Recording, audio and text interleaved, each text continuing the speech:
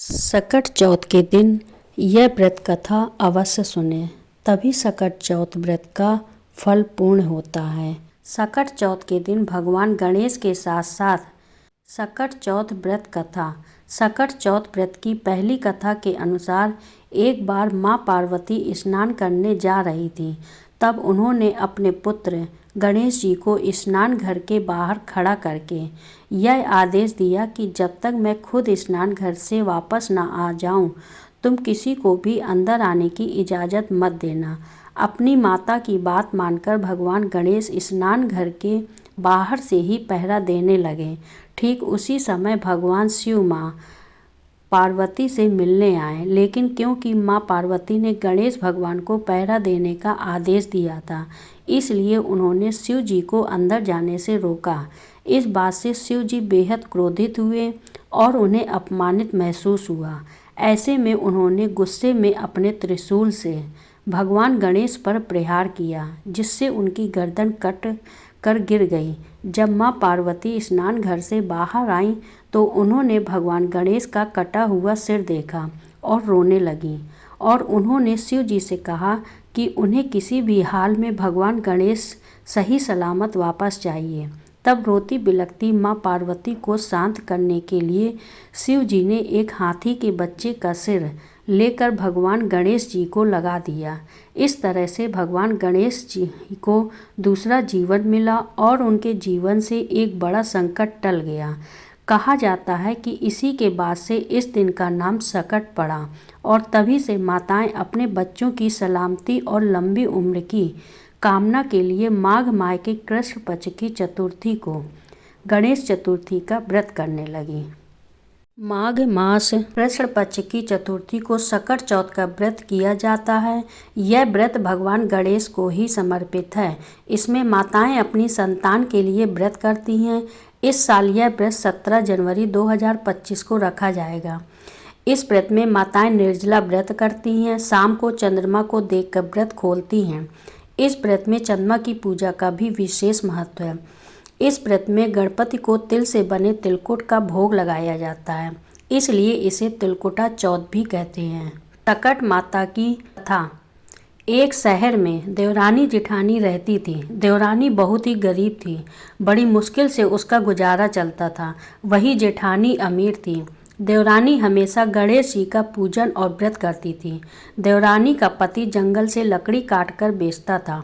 देवरानी घर का खर्च चलाने के लिए जेठानी के घर काम करती थी और शाम को जो भी बचा कुचा खाना होता था वह जेठानी उसे दे देती थी। इस तरह उसके घर का खर्च चल रहा था। माघ महीने में गणेश जी का व्रत सकट चौथ देवरानी ने रखा। उसके पास पैसे नहीं थे, इसलिए उसने तिल व गुड़ लाकर तिलकुट्टा बनाया। पूजा करके तिल चौथ की कथा सुनी और जेठानी के यहाँ काम करने चली गई। सोचा शाम को चंद्र को अर्घ्य देकर जेठानी के यहाँ से कुछ खाना मिलेगा तो खा लेंगी। शाम को जब जेठानी के घर खाना बनाया तो उसकी जेठानी का व्रत होने के कारण सभी ने खाना खाने से मना कर दिया। अब देवरानी ने जेठानी से बोला, आप मुझे खाना दे दो जिससे मैं घर जाऊं। इस पर जेठानी ने कहा कि आज तो किसी ने भी अभी तक खाना नहीं खाया, तुम्हें कैसे दे दूं? तुम सवेरे ही बचा हुआ खाना ले जाना। ऐसे में देवरानी बहुत दुखी हुई और भूखी ही घर चली गई। बच्चे भी घर पर भूखे थे। देवरानी का पति बच्चे सब आस लगाए बैठे थे कि आज तो त्योहार है, इसलिए कुछ पकवान आदि खाने को मिलेगा। लेकिन जब बच्चों को पता चला कि आज तो रोटी भी नहीं मिलेगी तो बच्चे रोने लगे। उसका पति भी बहुत क्रोधित हो गया और कहने लगा कि दिन भर काम करने के बाद भी वह 2 रोटियां नहीं ला सकती। देवरानी बेचारी गणेश जी को याद करती हुई रोते रोते पानी पीकर सो गई। उस दिन सकट माता बुढ़िया का रूप धारण करके देवरानी के सपने में आई। सपने में उन्होंने देवरानी से पूछा कि सो रही है या जाग रही है। वह बोली, कुछ सो रहे हैं, कुछ जाग रहे हैं। बुढ़िया माई ने कहा, भूख लगी है, खाने के लिए कुछ दे। इस पर देवरानी ने कहा कि क्या दूं, मेरे घर में तो अन्न का एक दाना भी नहीं है। जेठानी बचा हुआ खाना देती थी, आज वो भी नहीं मिला। पूजा का बचा हुआ तिलकुटा छीके में पड़ा है, वही खा लो। सकट माता ने तिलकुट खाया और उसके बाद कहने लगी, निमटाई लगी है। इस पर देवरानी ने कहा, बुढ़िया माई बाहर कहाँ जाओगी, कोई जानवर काट लेगा, यह खाली झोपड़ी है, आप कहीं भी जा सकती हो, जहाँ इच्छा हो वहाँ निमट लो। इसके बाद सकट माता बोली कि अब कहाँ पोंछो। इस पर देवरानी ने कहा कि मेरी साड़ी से पोंछ लो। देवरानी जब सुबह उठी तो यह देखकर हैरान रह गई कि पूरा घर हीरों और मोतियों से जगमगा उठा था। उस दिन देवरानी जेठानी के काम करने नहीं गई।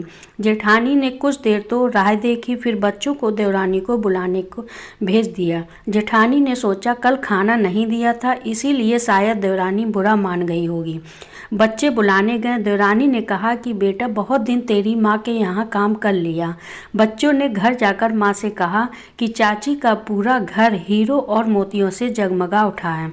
जेठानी दौड़कर देवरानी के पास आई और पूछा कि यह सब कैसे हो गया। देवरानी ने उसके साथ जो हुआ वो सब कह डाला। उसने भी वैसा ही करने की सोची। उसने भी सकट चौथ के दिन तिलकुटा बनाया।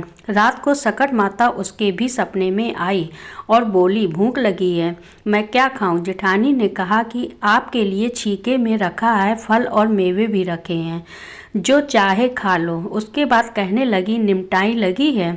जेठानी बोली, मेरे इस महल में कहीं भी निपट लो। फिर उन्होंने बोला कि अब पोंछूं कहाँ। जेठानी बोली, कहीं भी पोंछ लो। सुबह जब जेठानी उठी तो घर में बदबू गंदगी के अलावा कुछ नहीं था। हे सकट माता, जैसे आपने देवरानी पर कृपा की वैसी सब पर कृपा करना। जय गणेश महाराज।